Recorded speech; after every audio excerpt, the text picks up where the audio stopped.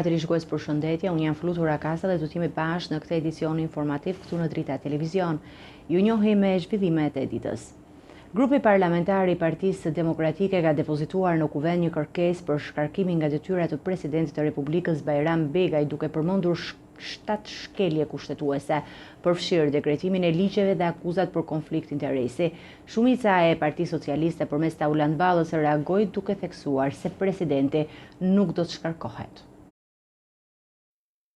Partia Demokratike ka depozituar sot në kuvend një material prej 80 faqesh, ku rënditen 7 shkelje kushtetuese që sipas opozitës justifikojnë shkarkimin e presidentit Bajram Begaj. Sipas PD-s, këto shkelje përfshin ndër të tjera dekretimin e ligjit për Komisionin Hetimor, ndërprerjen e mandatit kushtetues dhe dekretimin e ligjeve për zgjedhjet e Bashkisë Tiranë dhe të ministres virtuale Djedha. Kam një apel për presidentin Bajram Begaj, sigurisht që ai sot me depozitimin e kësaj kërkese e ka humbur de jure rolin e tij kushtetues për përfaqësuar unitetin e popullit, sepse populli opozitar i përfaqësuar nga deputetët e tij në kuvend zyrtarisht tashmë ka certifikuar mungesën e mundësisë së presidentit për të qenë kreu i shtetit dhe unifikues i popullit. Apeli im është që një president republike që gjysma e shqiptarëve nuk e njohin më për president, jo sepse nuk na pëlqen zoti Begaj, por për shkelje të rënda të kushtetutës që ka kryer, do duhet i kërkojë Edi Ramës që të mos e marrë nën sjetull. Kryetari i grupit parlamentar të Partisë Demokratike Gazmend Bardhi u ndal veçanërisht tek akuzat për konflikt interesi, duke bërë publike të dhëna mbi përfitimin personal dhe të djalit të presidentit Begaj. Konkretisht, djali i presidentit të Republikës, vetëm 23 vjeç, ndërkohë që ndodhet, dhe kjo mund të vërtetohet gjatë gjithë kohës jashtë vendit, dhe sipas dokumentave tona rezulton me studime dhe i punësuar jashtë Republikës së Shqipërisë, njëkohësisht përveç studimeve dhe një punë që bën jashtë, të dhënat i gjeni në provat bashkëlidhur për të mos hyrë në detaje, rezulton që është i punësuar edhe në një kompani sigurimesh brenda territorit të Republikës Shqipërisë, me një pagë që është 2 fishi i pagës mesatare që kanë punojësit në këtë kompani. Akuzat e Bardhit ndaj kreut të shtetit vijuan edhe sa e takon deklaratave të ardhurave të tij. Zyrtari i lartë i Partisë Demokratike tha se Begaj ka deklaruar se gjatë kohës që ka qenë president ka punuar dhe si mjek në një rrjet spitalesh ndërkombëtare. A e dini ju, dashur qytetar, që presidenti jo ndërkohë që është president, rezulton të jetë i punësuar dhe merr të ardhura nga një klinik private mjekësore? Pra ditën bën presidentin e Republikës, mbasditë paguhet nga rrjeti i klinikave private Axhi Badem, siç deklaron vetë të ardhurat çdo vit. Ky është niveli i presidentit të Republikës së Shqipërisë. Reagimi i shumicës nuk vonoi. Kryetari i grupit parlamentar socialist Taulan Balla deklaroi se presidenti i Shqipërisë nuk do të shkarkohet, duke i konsideruar akuzat e Partisë Demokratike si të pabaza dhe të parsyetuara. Presidenti i Republikës nuk ka kryer asnjë shkelje dhe nuk do shkarkohet. Kuvendi i Shqipërisë njoftoi arritjen e dakordësisë mes shumicës dhe opozitës për ngritjen e 2 komisioneve të posaçme parlamentare për reformën zgjedhore dhe reformën administrative territoriale. Megjithatë, tensionet mes deputetëve të Partisë Socialiste dhe të Partisë Demokratike vazhduan gjatë konferencës së kryetarëve pas debateve mbi seancën e kaluar parlamentare. Kuvendi njoftoi zyrtarisht këtë të mërkur se janë dakordsuar ngritja e 2 komisioneve të posaçme, ai për reformën zgjedhore dhe ai për reformën administrative territoriale, të iniciuara nga kryeministri Edi Rama gjatë asamblesë Partisë Socialiste. Kjo u konsiderua si një marrëveshje e parë mes PS-s dhe PD-s pas 11 majit, por kryetari i grupit parlamentar Demokrat Gazmend Bardhi reagoi duke i quajtur njoftimin të papërshtatshëm dhe duke kritikuar mënyrën e zhvillimit të seancës së kaluar. Që nuk ka patur asnjë dakordsi nga grupi parlamentar i Partisë Demokratike mbi 2 projekt vendime të propozuara nga grupi parlamentar i PS-s, konkretisht për ngritjen e Komisionit të Reformës Zgjedhore dhe ngritjen e Komisionit të Reformës Administrative Territoriale. Për pasojë kemi kërkuar të ndryshohet pika 3, 10 dhe 11 e projekt vendimit. Dhe diskutimi është trajtuar në parim, prandaj dua të dënoj në emër të grupit parlamentar të PD-s mashtrimin publik që ka shpërndar si njoftim të kuvendit kryetari i kuvendit, sikur me dakordsi janë miratuar të dyja të projekt vendime, lajm i cili është marrë i pa verifikuar nga media dhe është bërë fakt i kryer. Nuk ka patur asnjë dakordsi, kemi paraqitur këto 3 kërkesa. Grupi parlamentar i PS-s ka marrë kohë për të menduar deri ditën e nesërme dhe për të bërë konsultimin përkatës në grupin e vet parlamentar. Pak më parë, kryesia e kuvendit përmes Taulant Ballës kishte kërkuar që edhe partitë e tjera parlamentare të përfaqësoheshin në Komisionin e Reformës Zgjedhore, një propozim që u shoqërua me debate gjatë konferencës së kryetarëve. Kur bëhet fjalë për reformën zgjedhore, është e domosdoshme që edhe partitë parlamentare të cilat nuk e kanë një grup parlamentar të jenë të përfaqësuara në komisionin e posaçëm të reformës zgjedhore. E kemi lënë pezull vetëm këtë pikë të vendimit në mënyrë që ta miratojmë gjithë bashku edhe partitë e tjera parlamentare të jenë aty. Bardhi akuzoi kryetarin e kuvendit Niko Peleshi se në seancën e kaluar u shkel rregulloria dhe kushtetuta duke theksuar se deputetët nuk mund të ndalohen nga fjala e tyre. Debatet u përshkallëzuan kur Agronjë Gjek Markaj, nënkryetari i grupit parlamentar të Partisë Demokratike, kritikoi sjelljen e Taulant Ballës gjatë seancës së fundit duke theksuar se ai kishte konsumuar një fyerje pa mikrofon, ndërsa deputetët e Partisë Socialiste shtrembruan fytyrën për fjalët e Bardhit. Gjek Markaj i kërkoi Ballës të kërkojë falje për këtë sjellje. Në përvjetorin e 81 të Sali Berishës, demokratët u kujdesën që të mos mungonin trëndafila të blu për kryetarin e tyre. Gjatë mbledhjes së grupit parlamentar, Berisha kritikoi heshtjen e Tiranës zyrtare pas marrëveshjes së paqes mes Izraelit dhe Hamasit, vlerësoi meritën e Albin Kurtit për zgjedhjet e lira dhe të ndershme në Kosovë dhe denoncoi në mënyrë kritike shkeljet e presidentit Bajram Begaj. Në ceremoninë për 81 vjetorin e Sali Berishës, demokratët nuk lanë pa vendosur trëndafila blus, simboli i përkatësisë dhe respektit për kryetarin e tyre. I surprizuar nga kujdesi i strukturave të partisë, Berisha ndau dhe sekretin e tij për këtë sezon të vjeshtës. Cili është sekreti? Sepse unë sot shkruaj ta vjesht, por unë shkruaj edhe pranver aty. Po e lash për modesti ta quaj vjesht. Ta quaj vjeshtën time. Nuk kam sekret. Është një dhe vetëm një, puna dhe vetëm puna. Edhe 1 milion. Gjatë mbledhjes së grupit parlamentar, Berisha akuzoi kreun e SPAK-ut, Altin Dumanin, një ditë pas raportimit të tij në kuvent. Duke komentuar qëndrimin e kreut të SPAK-ut, Berisha e konsideroi si një aranit shel që vepron në urdhrat e Edi Ramës. Edhe kam sekustruar 60 milion. Ta ke sekustruar ti mor. Po 60 milion i ka vetëm familja Xhafa, që si ke prek 100 dark. Berisha dënoi heshtjen e Tiranës zyrtare pas marrëveshjes së paqes të arritur nga presidenti amerikan Donald Trump, që i dha fund luftës mes Izraelit dhe Hamasit. I pavarur ky. Ti je një armik i egër i pluralizmit politik në Shqipëri. Je një bastard, një aranit çel në llojin tënd apo jo. Pavarësisht se Albin Kurti ndan ideologji të ndryshme, kryeministrit të Kosovës i njohu meritën për zhvillimin e zgjedhjeve të lira dhe të ndershme.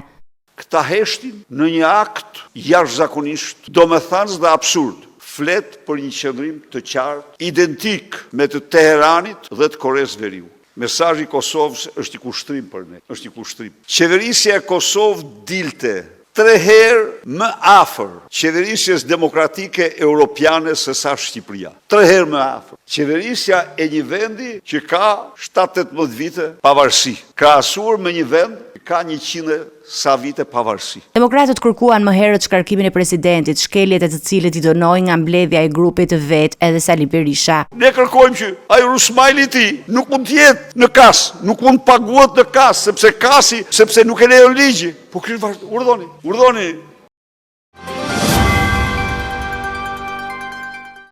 Presidentja e Kosovës, Vjosa Osmani, e konsideron të drejtë luftën e ushtrisë qeveritare të Kosovës dhe shprehu mbështetjen e saj për protestën e paralajmëruar në 17 tetor në Tiranë, e cila synon të kërkojë drejtësi për ish-krerët e UÇK-s që po përballen me procesin në Hag. Presidentja e Kosovës, Vjosa Osmani, e konsideroi të drejtë luftën e ushtrisë çlirimtare të Kosovës dhe shprehu mbështetjen e saj për protestën e paralajmëruar me 17 tetor në Tiranë. Në një deklaratë për mediat, Osmani theksoi rëndësinë e respektimit të parimeve të drejtësisë ndërkombëtare dhe të mbrojtjes së të drejtave të njerëzit. E mbështes këtë protestë dhe ka mbështetur secilën protestë e cila thret për drejtësi. Qytetarët e Kosovës dhe shqiptarët gjithandej asnjëherë nuk kanë kërkuar asgjë tjetër post drejtësi. Drejtësi e cila respekton parimet më të larta të mbrojtjes së të drejtave të njerëzit. Presidentja Osmani theksoi gjithashtu se krerët e UÇK-s, të cilët aktualisht përballen me gjykimin në Hag, kanë vepruar duke pasur besim në drejtësi dhe se procesi kundrejt tyre po zhvillohet tashmë prej 5 vitesh. Krerët të cilët tani përballen në Hag, pikrisht pse kanë pasur besim në drejtësi, janë paraqitur para saj, tashmë po bëhen 5 vite, pa asnjë dyshim në drejtësi ndërkombëtare, por ne si institucione të Kosovës vazhdimisht kërkojmë që parimet më të larta të mbrojtjes së të drejtave të njeriut dhe lirive themelore të respektohen. Osmani nënvizoi se mbështet qytetarët që protestojnë për të kërkuar respektimin e këtyre standardeve. Unë jap plotësisht të drejtë qytetarëve tanë dhe i mbështes ata sa herë ata protestojnë për të kërkuar pikërisht respektimin e këtyre standardeve. Lufta e ushtrisë çlilimtare të Kosovës ka qenë luftë e drejtë për liri, luftë për ta mbrojtur popullin ton, luftë për ta çliruar Kosovën nga okupimi që ka zgjatur për shekuj dhe luftë që ka pasur në fokus mbrojtjen e pragut të shtëpisë dhe mbrojtjen e qytetarëve të pafajshëm, të cilët sulmoheshin, vraheshin dhe masakroheshin nga ushtria serbe. Presidentja pati dhe një mesazh për partitë politike në Kosovë duke theksuar nevojën për gjetjen e gjuhës së përbashkët për formimin e qeverisë. Deklaratat e Osmanit vinë në një moment ku sfidat politike dhe proceset gjyqësore ndërkombëtare janë në fokus, ndërsa qytetarët shqiptar brenda dhe jashtë Kosovës kërkojnë respektimin e drejtësisë dhe të drejtave të individëve që kanë luajtur role kyçe gjatë luftës për çlirimin e vendit.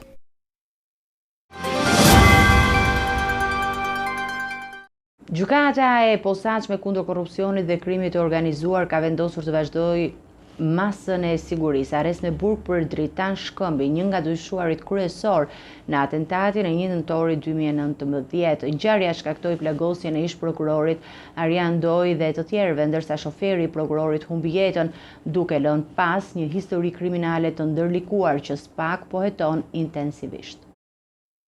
Dritan Shkëmbi, ekstraduar nga Dubai të martën, do të qëndrojë në arrest me burg, ndërsa vijojnë hetimet për një nga ngjarjet më të rënda kriminale të vitit 2019. Ai akuzohet për një sër veprash penale përfshirë vrasje e funksionarëve publik mbetur në tentativë, vrasje në rrethana cilësuese, vajtje pa leje dhe prodhimi i armëve luftarak dhe municionit, si dhe për veprimtari të lidhura me grupin strukturuar kriminal, duke bërë atë një nga figurat kryesore të këtij hetimi. Shkëmbi është një nga 11 të dyshuarit për organizimin e atentatit të ndodhur në 1 nëntor 2019 në mbikalimin e Shkozetit. Gjatë sulmit u plagos ish prokurori Arjan Doj, aktualisht deputet i Partisë Demokratike, si dhe Aleksandër Laho, i njohur si Rumi i Shijakut. Tragjikisht shoferi ish prokurorit Andi Maloku humbi jetën një javë pas ngjarjes, duke theksuar rrezikshmërinë e grupit kriminal dhe seriozitetin e veprimeve që po heton SPAK. Dritan Shkëmbi njihet si pjesëtar i bandës së Plaren Dervishajt, i shpadhur në kërkim pas rrëfimit të Luftar Reçit, bashkëpunëtor i drejtësisë që ka zbuluar detaje të hollësishme mbi dinamikën e vrasjes së Klodian Saliut, ngjarje për të cilën vetë Reçi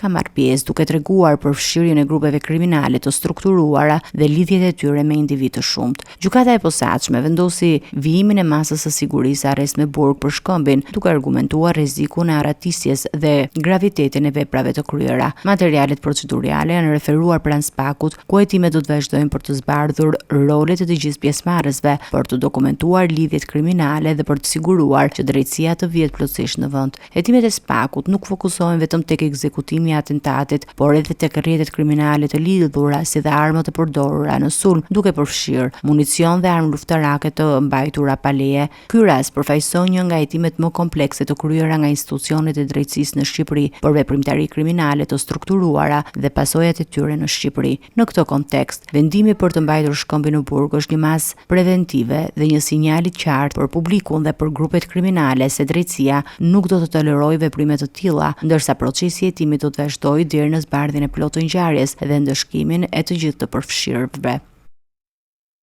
Forcat e policisë së Durrësit në koordinim me prokurorin kanë arrestuar Dorian Sherifi, 29 vjeç, i dyshuar si bashkëpunëtor i Aldo Avdylit.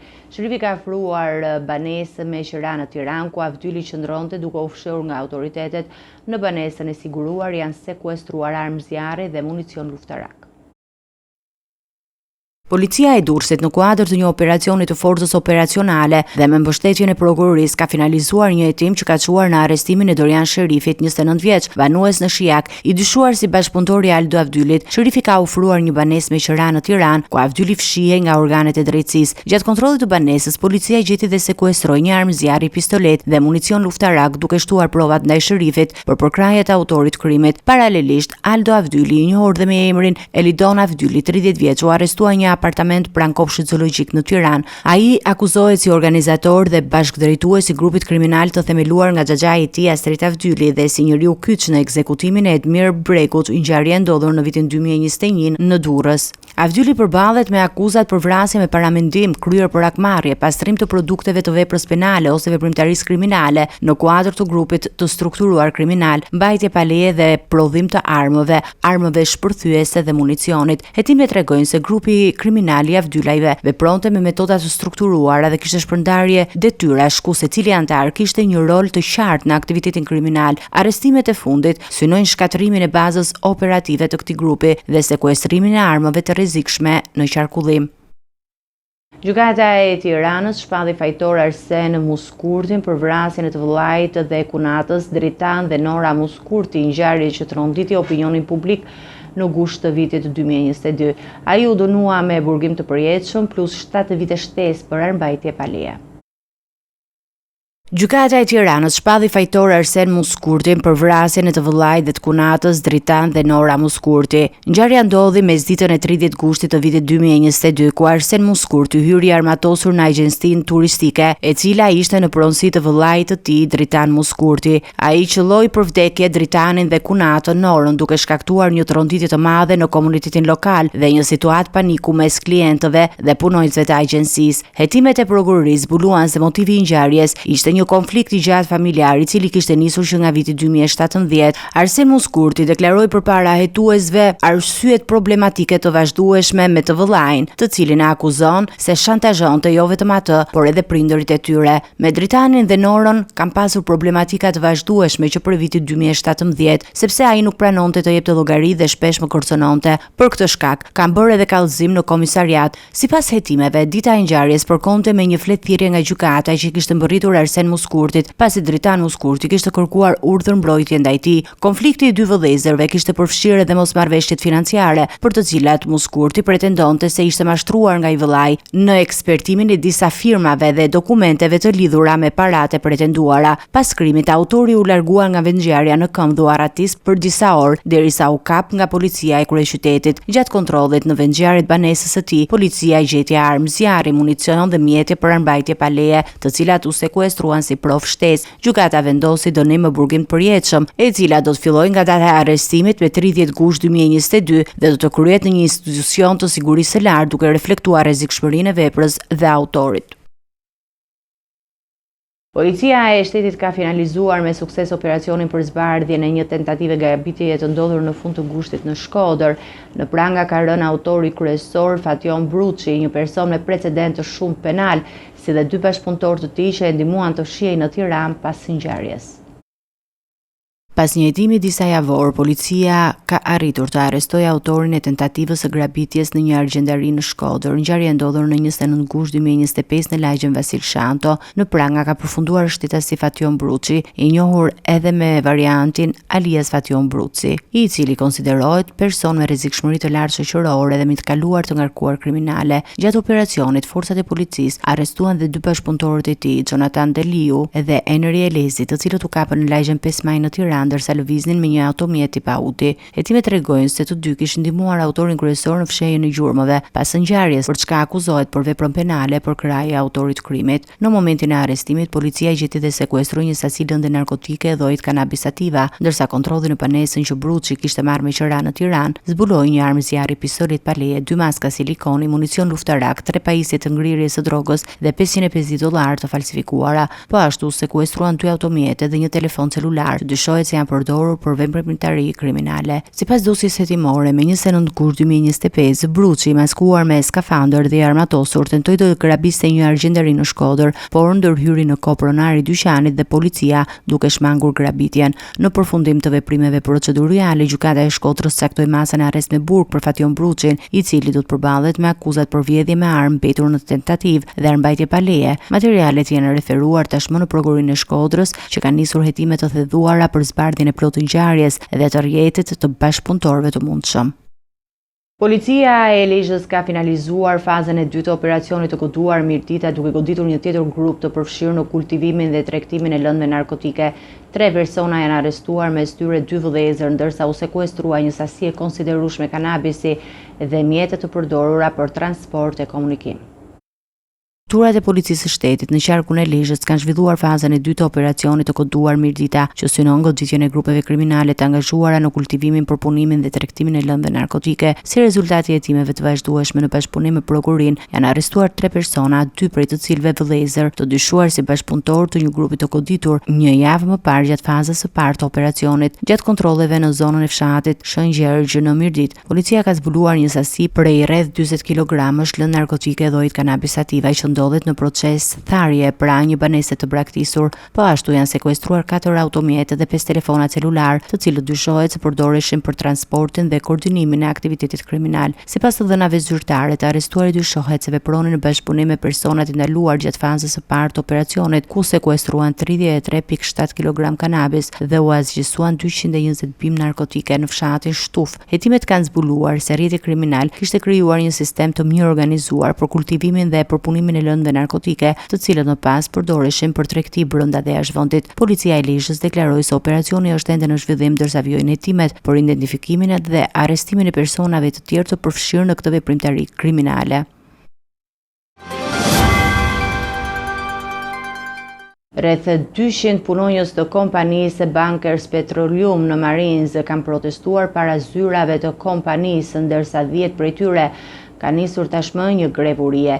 Sindikata e sektorit hidrokarbur njofton se grupet e naftës kanë bojkotuar punën, duke kërkuar përmirësimin e pagave dhe gjithashtu përmirësimin e kushteve të punës.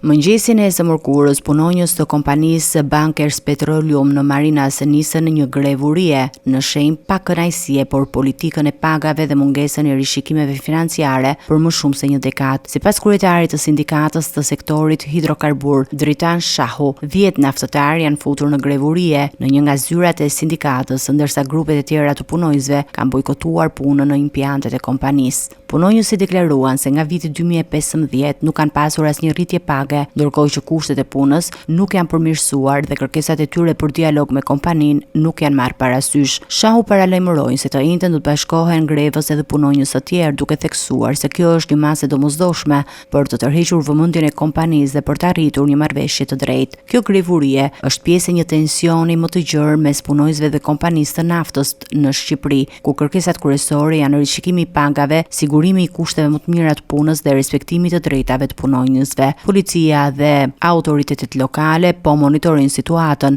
ndërsa sindikata shpresojnë që kompania Bankers Petroleum të nisë një dialog të hapur për zgjidhjen e mosmarrëveshjeve. Do të njihemi me parashikimin e motit. Territori shqiptar për datën 16 tetor do të jetë në ndikimin e masave ajrore të qëndrueshme me mot të kthjellë dhe vranësirat e lehta kalimtare në zonat verilindore dhe juglindore. Nuk priten rreshje shiu dhe kushtet atmosferike do të jenë të qeta gjatë gjithë ditës.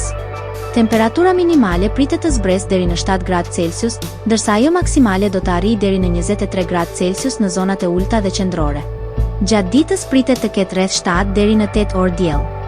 Era do të fryejë lehtë nga drejtimi veriperëndimor me shpejtësi 3 deri në 5 metra për sekond, ndërsa në bregde do të arrijë deri në 6 metër për sekond.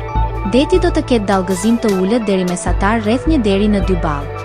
Indeksi ultraviolet për Tiranën më 16 tetor 2025 pritet të jetë mesatar rreth 3. Sipas burimeve astronomike, lindja e diellit në Tiranë më 16 tetor do të jetë në orën 6:46, ndërsa perëndimi në orën 18:06 minuta. Temperaturat minimale dhe maksimale për disa qytete kryesore të Shqipërisë do të jenë si më poshtë. Shkodër, 11 deri në 23 gradë Celsius. Kukës 9 deri në 18 gradë Celsius. Peshkopi 8 deri në 17 gradë Celsius. Tiranë 10 deri në 22 gradë Celsius. Durrës 11 deri në 21 gradë Celsius. Kavaj 10 deri në 21 gradë Celsius. Elbasan 9 deri në 21 gradë Celsius. Berat 10 deri në 22 gradë Celsius. Korç 7 deri në 16 gradë Celsius. Vlorë 11 deri në 20 gradë Celsius. Gjirokastër 9 deri në 18 gradë Celsius. Sarand 12 deri në 20 gradë Celsius. Territori i Kosovës për datën 16 tetor 2025 do të jetë në ndikimin e masave ajrore të qëndrueshme dhe të freskëta. Moti do të jetë kryesisht i kthjellët me ndonjë vranësirë të lehtë kalimtare pa reshje shiu. Temperatura minimale pritet të zbresë deri në 5 gradë Celsius, ndërsa ajo maksimale të arrijë deri në 17 gradë Celsius në qytetet kryesore.